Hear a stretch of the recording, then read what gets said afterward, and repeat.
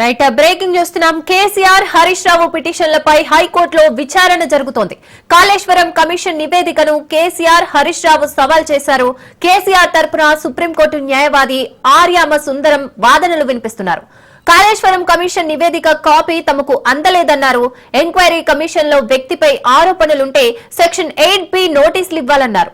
నోటీసులు సరైన విధానంలో ఇవ్వలేదని సుందరం వాదించారు.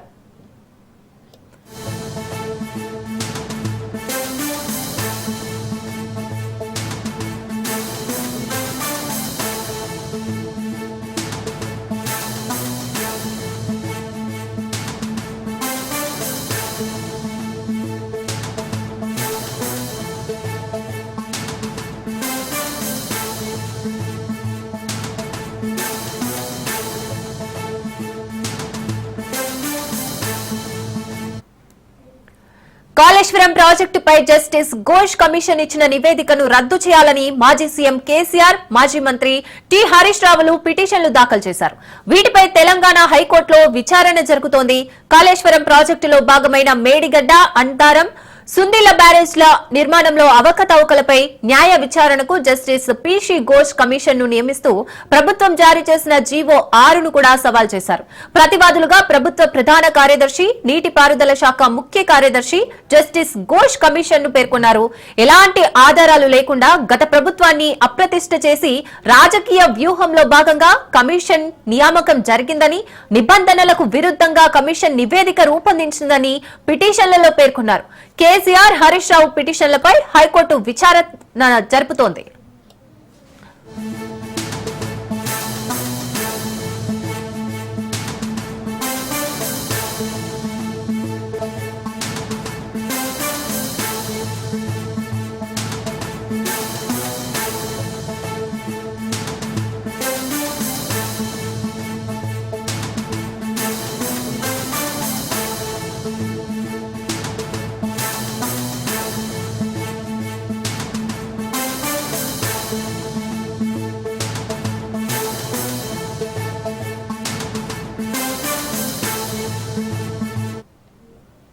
కేసీఆర్, హరీష్ రావు పిటిషన్లపై హైకోర్టులో విచారణ జరుగుతోంది.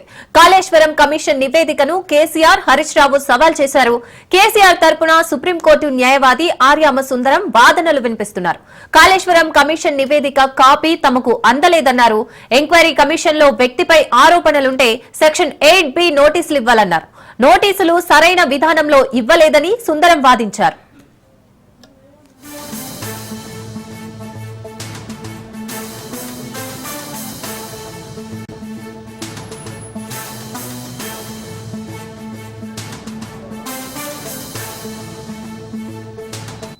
కాళేశ్వరం ప్రాజెక్టుపై జస్టిస్ ఘోష్ కమిషన్ ఇచ్చిన నివేదికను రద్దు చేయాలని మాజీ సీఎం కేసీఆర్, మాజీ మంత్రి టి హరీష్ రావులు పిటిషన్లు దాఖలు చేశారు. వీటిపై తెలంగాణ హైకోర్టులో విచారణ జరుగుతోంది. కాళేశ్వరం ప్రాజెక్టులో భాగమైన మేడిగడ్డ, అందారం, సుందిళ్ల బ్యారేజీల నిర్మాణంలో అవకతవకలపై న్యాయ విచారణకు జస్టిస్ పిసి ఘోష్ కమిషన్ ను నియమిస్తూ ప్రభుత్వం జారీ చేసిన జీవో 6ను కూడా సవాల్ చేశారు. ప్రతివాదులుగా ప్రభుత్వ ప్రధాన కార్యదర్శి, నీటిపారుదల శాఖ ముఖ్య కార్యదర్శి జస్టిస్ ఘోష్ కమిషన్ ను పేర్కొన్నారు. ఎలాంటి ఆధారాలు లేకుండా గత ప్రభుత్వాన్ని అప్రతిష్ఠ చేసి రాజకీయ వ్యూహంలో భాగంగా కమిషన్ నియామకం జరిగిందని, నిబంధనలకు విరుద్ధంగా కమిషన్ నివేదిక రూపొందించిందని పిటిషన్లలో అయితే పేర్కొన్నారు. కేసీఆర్, హరీష్ రావు పిటిషన్లపై హైకోర్టులో విచారణ జరుగుతోంది.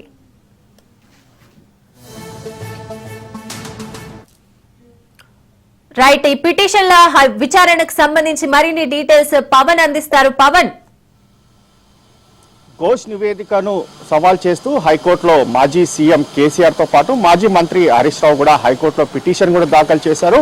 అయితే ఒక పిటిషన్ పైన ఈ రోజు హైకోర్టు విచారణ కూడా చేపడుతుంది. అయితే ఇంకా ప్రజెంట్ కూడా ఈ యొక్క విచారణ కొనసాగుతుంది. ముఖ్యంగా చూస్తే 5 అంశాలతో కూడిన ఈ యొక్క పిటిషన్ కూడా దీనికి సంబంధించి కూడా వారు కోర్టులో దాఖలు చేశారు. అయితే కేసీఆర్ తరఫున మాత్రం సుప్రీంకోర్టు న్యాయవాది సుందరం మాత్రం యొక్క వాదనలు వినిపిస్తున్న పరిస్థితి చూస్తున్నాము. ముఖ్యంగా ఘోష్ నివేదిక సంబంధించి పూర్తిగా నిబంధనలకు విరుద్ధంగా ఉందని చెప్పి కూడా ఇందులో పిటిషన్లో పేర్కొన్నారు. అయితే ఇదే వాదనలు కూడా కొనసాగుతున్నాయి.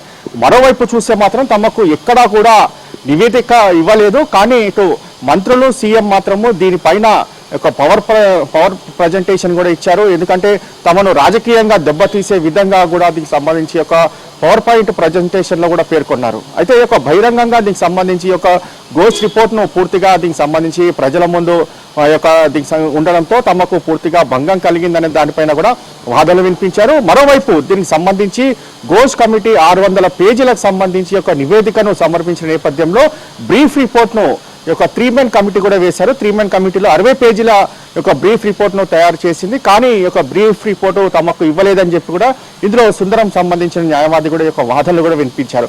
మొత్తానికి ఓవరాల్గా చూస్తే ఈ యొక్క జీవోను కూడా అంటే గోస్ట్ సంబంధించిన కమిటీని రద్దు చేయాలి, అంతేకాకుండా ఈ యొక్క పూర్తిగా ఈ యొక్క రిపోర్టును రద్దు చేయాలి, ఈ యొక్క జీవోను రద్దు చేయాలి, అంతేకాకుండా నిబంధనలకు విరుద్ధంగా నోటీసులు ఇచ్చారు. ఎక్కడా కూడా ఈ యొక్క సెక్షన్ సంబంధించి 8B కానీ 8C యొక్క ప్రోటోకాల్ సంబంధించిన నోటీసులు మాత్రం ఎక్కడ కూడా ఇవ్వలేదు. దానికి సంబంధించి చూస్తే మాత్రం గతంలో కిరణ్ బేడి కావచ్చు, ఈ యొక్క అద్వానికి సంబంధించిన ఒక కేసులో మాత్రము 8B సెక్షన్ సంబంధించిన ఆ ప్రోటోకాల్ ప్రకారమే నోటీసులు ఇచ్చారు. నోటీసులు ఇచ్చిన నేపథ్యంలో అప్పుడు విచారణకు హాజరయ్యారు. కానీ ఇక్కడ నివేదికకు సంబంధించి మాత్రము కేవలం నోటీసులు మాత్రమే ఇచ్చారు. నోటీసులు ఇచ్చిన దాని తర్వాత ఒక విచారణకు హాజరయ్యారు. దాని తర్వాత చూస్తే మాత్రం ఎక్కడ కూడా నిబంధనకు విరుద్ధంగా దీనికి సంబంధించి ఒక రిపోర్టును తయారు చేశారని మాత్రము ప్రధానంగా ఒక వాదనలు కూడా వినిపిస్తున్న పరిస్థితి చూస్తున్నాము. అయితే ఇందులో చూస్తే మాత్రం ఇప్పటికీ ఈ యొక్క వాదనలు కూడా కొనసాగుతున్నాయి. ముఖ్యంగా చూస్తే ప్రభుత్వానికి కూడా కౌంటర్ దాఖలు చేయాలని చెప్పి కూడా హైకోర్టు ఒక ఆదేశాలు ఇచ్చే అవకాశం కూడా కనిపిస్తుంది. ఎందుకంటే ఇప్పటికే దీనికి సంబంధించి పిటిషన్కి సంబంధించి పూర్తిగా ఈ యొక్క వాదనలు కూడా కొనసాగుతున్న నేపథ్యంలో ఈ యొక్క వాదనలు కొనసాగిన దాని తర్వాత హైకోర్టు మాత్రము ఎలాంటి డిసిషన్ తీసుకుంటుంది, అంటే కౌంటర్ దాఖలు చేయాలంటుందా లేకపోతే దీనికి సంబంధించి ఏదైనా అంశాలను కోర్టు యొక్క మధ్యంతర ఉత్తర్వులు జారీ చేస్తుందా అనేది మాత్రం వేచి చూడాల్సిన పరిస్థితి కనిపిస్తుంది.